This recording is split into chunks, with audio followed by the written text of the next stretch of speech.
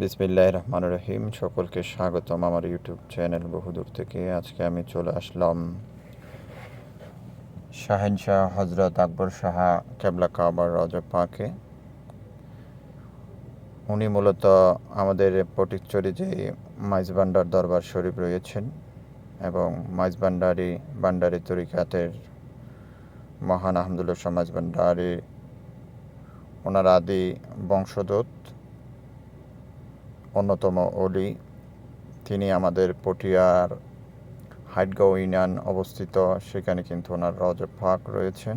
সেই রওজা পাককে আসলে আমি ভিডিও ধারণ করার চেষ্টা করছি এবং আপনাদেরকে দেখানোর সুযোগ করে দিচ্ছি।